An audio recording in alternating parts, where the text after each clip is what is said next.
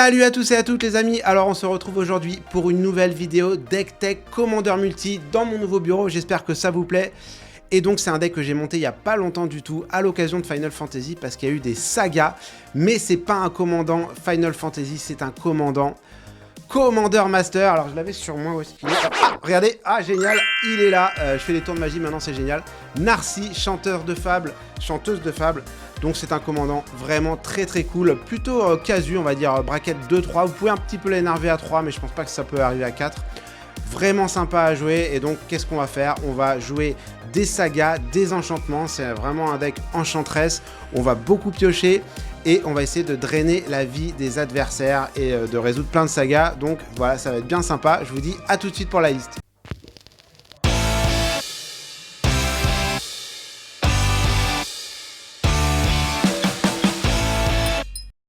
Alors Narcy, qu'est-ce qu'elle fait? Donc c'est une 3-3 Human Bard Lifelink pour 4 en Abzan et sa première capacité c'est à chaque fois que vous sacrifiez un enchantement, vous piochez une carte. Donc il y a beaucoup d'enchantements qui se sacrifient, vous allez voir on peut piocher, mais aussi surtout il y a les sagas qui se sacrifient quand elles arrivent à leur dernière étape, elles se sacrifient donc ça va trigger la première capacité. Et pourquoi j'ai appelé ce deck au saumon mon préféré? Parce que j'ai mis beaucoup de summons.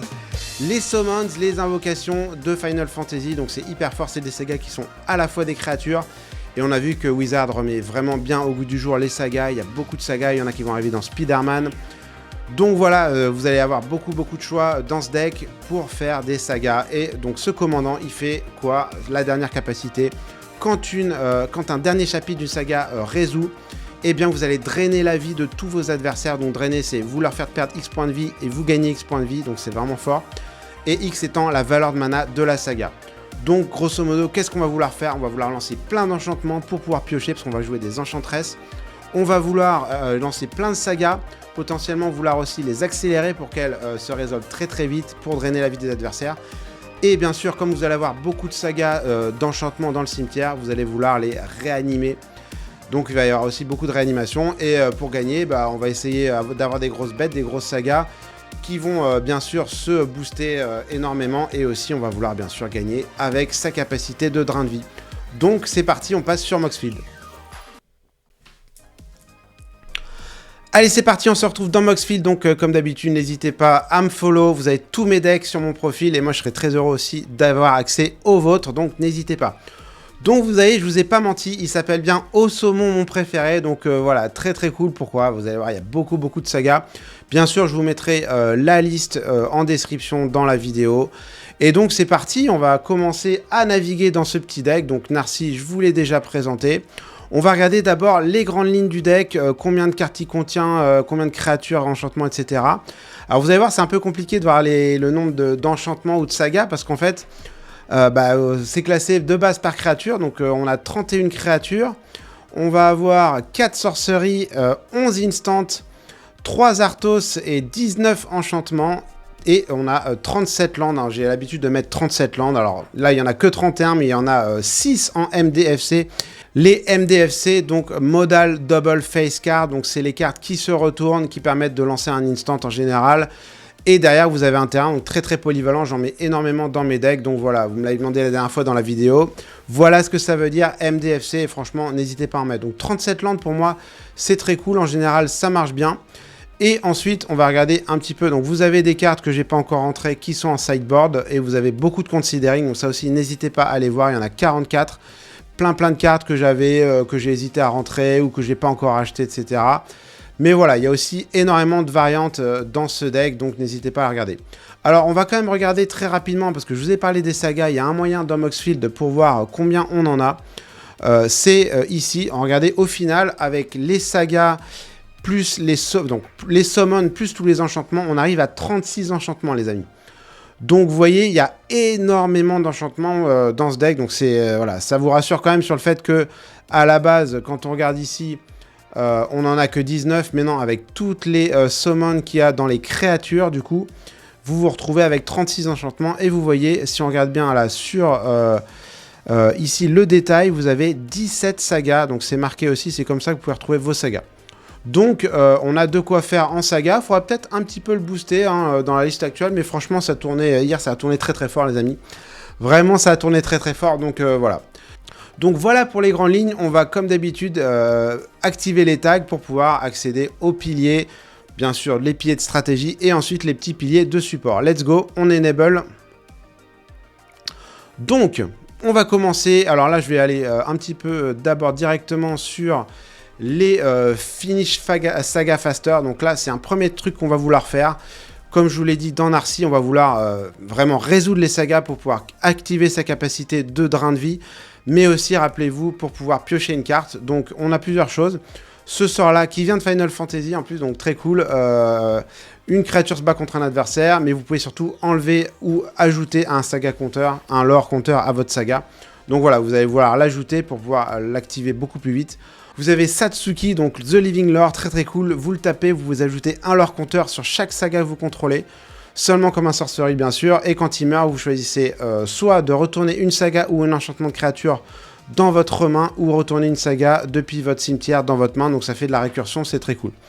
Ensuite, on a Staff of Completion, donc lui, excellent parce qu'il fait beaucoup de choses, mais surtout, vous allez vouloir proliférer en payant 3 points de vie. Donc les points de vie, c'est pas grave, vous allez en gagner énormément. Rappelez-vous, votre commandant a le lien de vie, et en plus, quand vous drainez la vie, vous gagnez de la vie, donc il n'y a aucun souci, et vous allez pouvoir soit proliférer pour mettre des marqueurs lore sur vos sagas pour les accélérer, ou pour 4, pour piocher une petite carte qui peut être très sympa. Ensuite, donc on a encore ici des piliers de support. On va passer assez vite sur les piliers de support, on verra après. Alors, deuxième pilier stratégie, les amis, récursion. Pourquoi récursion? Parce que vous allez sacrifier beaucoup de sagas, sacrifier des enchantements, donc vous allez pouvoir les remettre en jeu. Et donc, vous allez avoir l'Auramanceur. Quand elle arrive, vous pouvez retourner un enchantement depuis votre cimetière dans votre main. Vous avez Crystal Charm, bien sûr, qui permet de retourner tous les enchantements de votre cimetière dans votre main. Ensuite, on va passer à Victimize. Alors, juste avant de décrire Victimize, je vais quand même vous expliquer ce qu'est une summon si vous ne savez pas ce que c'est. Donc, je vais en prendre une, bien sûr, de Final Fantasy. Une summon, c'est une saga qui est en plus. Donc, une saga, c'est un enchantement. Une summon, c'est en plus une créature. Donc, c'est un enchantement de créature. Et donc, vous voyez, par exemple, celle-là, elle a des petits chiffres force endurance en bas à droite. Donc, voilà, c'est une 5 vigilance. Elle va pas rester très longtemps parce qu'elle va pouvoir attaquer au moment du deuxième lore compteur, et du 3e au 4e elle ne pourra pas attaquer, mais en fait on s'en fout parce qu'elles vont très vite, ça vous fait des bodies quand même pour vous protéger, et bien sûr elle va se résoudre comme une saga normale. Et donc pourquoi donc voilà ce que c'est qu'une summon. Pourquoi j'ai mis Victimize, c'est que ce qui est génial, c'est que vos summons sont bien sûr des sagas mais aussi des créatures. Donc vous allez choisir 2 summons ou des créatures dans votre cimetière, parce que vous allez avoir beaucoup de créatures comme on a vu, et vous allez sacrifier une créature, donc potentiellement sacrifier une summon. Donc ça va trigger votre pioche de cartes. Et donc vous allez retourner 2 sagas ou une créature, une saga ou 2 créatures, comme vous voulez, depuis votre cimetière sur le champ de bataille. C'est hyper fort. Ça m'a fait des games. Franchement, Victimize, ça va hyper bien dans le deck. Bien sûr, on a la magnifique Anictea dessinée par Magali Villeneuve. C'est le commandant principal du deck préconstruit. Elle est hyper forte. Déjà, c'est une enchantement de créature. Donc ça va faire trigger toutes vos enchantresses qui sont des créatures qui permettent de piocher quand un enchantement arrive en jeu. Elle dit quoi? Toutes vos créatures enchantement ont menace, et quand elle arrive ou qu'elle attaque, vous exilez une non-aura enchantement depuis votre cimetière, vous créez une copie qui est un 3-3 zombie. Donc c'est vraiment génial. Même vos non-sagas vont devenir des créatures. Ça fait énormément de récursion. Donc Anictea, vraiment un gros banger dans le deck. On a Tale of Tilliven de Seigneur des Anneaux. Vous donnez indestructible à une créature, surtout vous retournez une créature carte depuis votre cimetière sur le champ de bataille. Donc c'est vraiment pour ça que je l'ai mis.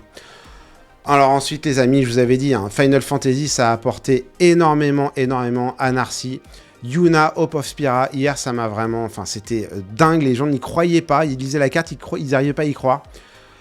3-5, Human Cleric pour 5, pendant votre tour Yuna et vos créatures enchantement ont Trample Lifelink Ward 2, donc ça c'est quand même très fort. C'est pas le meilleur effet du deck parce que en fait, ça, à la fin de votre étape de fin, vous retournez un enchantement depuis votre cimetière sur le champ de bataille avec un compteur finalité sur lui. Donc c'est énormissime, et hier je l'ai joué, regardez, avec The World Spell. Donc World Spell, ça fait aussi de la récursion parce que vous pouvez, c'est le 3e effet qu'il faut regarder, ça vous fait entre guillemets piocher, mais c'est surtout le 3e effet. Vous pouvez mettre 2 permanents qui sont pas des sagas depuis votre main sur le champ de bataille. Donc franchement c'est très fort, vous allez mettre des gros enchantements, des grosses créatures sur le champ de bataille depuis votre main. Mais ce qui est hyper fort dans World Spell, c'est que en plus elle a Read Ahead, donc vous pouvez aller au chapitre que vous voulez quand vous la jouez. Donc vous pouvez directement aller au 3e chapitre et ça va directement la sacrifier. Donc hier avec Yuna, finalement, je la retournais, je la refaisais faire son 3e lore compteur.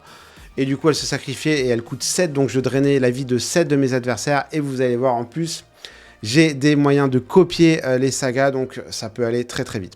J'ai mis aussi bien sûr le RI Ultimatum. Donc là voilà, dans ses couleurs, en commandeur, c'est toujours très très fort. Ça peut retourner une game aussi.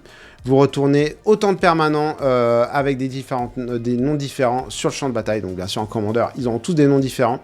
Donc c'est très fort, ça peut vous faire aussi gagner une game. Vous allez beaucoup avoir finalement de créatures et de sagas et d'enchantements dans le cimetière. Removal, c'est un pilier de support encore une fois, tutor. Et on a, voilà, deuxième pilier, donc le pilier value. Le pilier value, alors value c'est un petit peu, il y a plusieurs choses. Il y a à la fois du boost de créatures, ou potentiellement pouvoir copier des habilités. Donc ça c'est vraiment hyper fort, vous pouvez potentiellement copier une trigger d'ability d'un enchantement, donc c'est hyper fort aussi avec les sagas. Et elle-même est enchantement de créature, comme vous l'avez vu tout à l'heure. Le Historian Boon, donc là, hyper sympa. Donc lui, quand il arrive ou qu'un autre enchantement arrive sur le champ de bataille, vous créez un petit soldier. Donc c'est important d'avoir du board dans ce deck, parce que voilà, on va beaucoup vouloir vous attaquer, vous allez être assez menaçant, donc il faut faire un peu de board. Parce que vos sagas, à l'air de rien, elles quittent quand même vos summons, au bout d'un moment, elles se sacrifient. Donc vous n'avez plus grand chose pour vous protéger, donc ça crée des petits soldiers. Et lui, ce qui est cool, c'est que ça marche avec les sagas. Donc quand la dernière habilité d'une saga se résout, vous créez un 4/4 Angel à la place avec le vol. Donc ça va hyper bien dans ce deck. Et c'est un enchantement en plus. Le Titan qui est très très fort, donc pourquoi j'ai dit value, c'est que lui, il vous permet de donner +X et trample, X étant le nombre de landes que vous contrôlez. Mais c'est un très bon body aussi, 7/7 Rich Trample, donc il vient de Final Fantasy.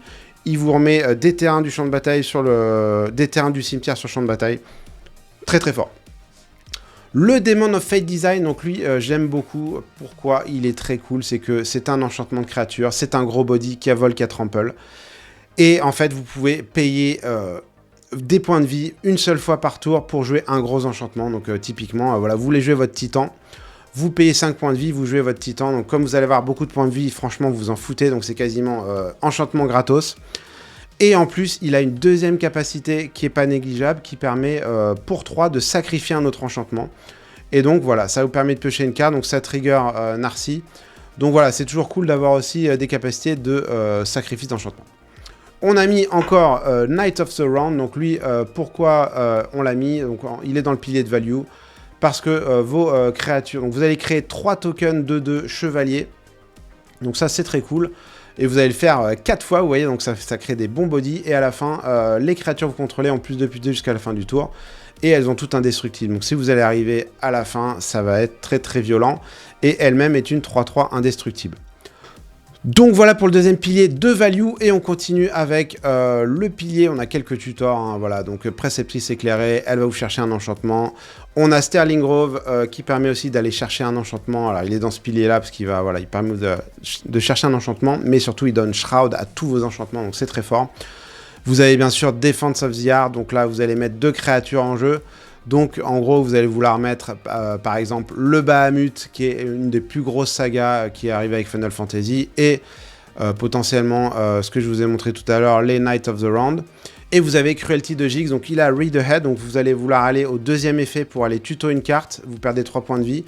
Et le troisième, en plus vous mettez une créature du cimetière sur le champ de bataille, donc c'est vraiment ultra fort. Allez, on continue les amis avec les piliers de pioche. Alors vous allez voir que dans ce deck, hein, bien sûr j'ai ultra optimisé, vous avez vu on a 36 enchantements dans le deck. Donc on essaie bien sûr pour piocher d'avoir des enchantements. Par exemple on a Citis, enchantement de créature, quand vous castez un enchantement, vous gagnez un point de vie. On a donc toutes les enchanteresses, hein, donc 0-1 Shroud, quand vous castez un enchantement, vous piochez. On a l'enchantress présente, quand vous castez, vous piochez. Mes enchanteresses, exactement la même chose. Elle aussi, c'est très fort. Donc là, c'est quand ça arrive sur champ de bataille, vous piochez et vous la faites grossir. Vous avez l'enchantress Verduran. Donc pareil, quand vous le castez, vous piochez une carte.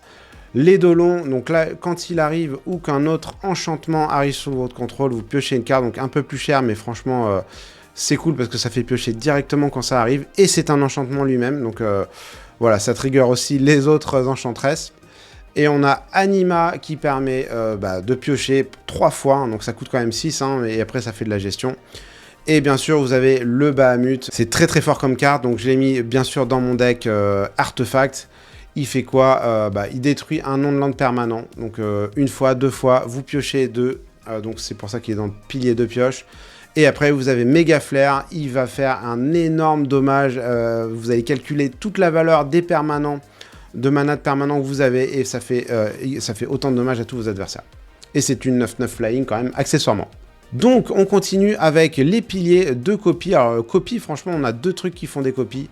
L'onde du Spirit Dancer, les amis, hyper fort, donc c'est un 3-3 pour 5 quand même, mais à chaque fois qu'un enchantement arrive sur le champ de bataille, vous pouvez le copier. Vous pouvez le faire qu'une fois par tour, mais comme je vous ai dit tout à l'heure, qu'est-ce que j'ai fait hier? J'ai copié ma saga qui se résout directement, le World Spell, donc je l'ai copié. Donc j'en ai eu 2 qui sont arrivées, je les ai mises en Read Ahead, donc elles sont résolues toutes les 2. Donc ça a fait 7 plus 7 en drain de vie. Et après, à la fin du tour, j'ai réanimé World Spell avec Yuna. Donc ça fait 21 au total, 3 x 7. Donc c'est vraiment très très fort, ça a drainé énormément.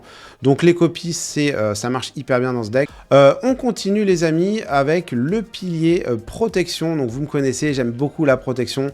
Je vais pas toutes vous les faire, je vais juste regarder quelques-uns qui sont vraiment très sympas, qui sont des enchantements donc pour piocher, etc. Elle, donc Alseid of Life Bounty, donc là, Magali Villeneuve, encore une fois, très bel artwork. Elle permet de protéger votre commandant, mais c'est une créature enchantement, donc c'est très fort. Vous avez la carapace, il y a beaucoup d'enchantements qui se sacrifient pour faire un effet, donc ils arrivent, ils font pas grand chose, mais quand vous les sacrifiez, vous gérez un permanent adverse, ou là par exemple vous régénérez une créature, la créature enchantée. Donc rappelez-vous, hein, quand vous sacrifiez un enchantement, vous pêchez une carte avec Narcy, donc ça va hyper bien. On a mis Greater Auramancy, bien sûr, hein, dans tous les decks enchantress avec du blanc.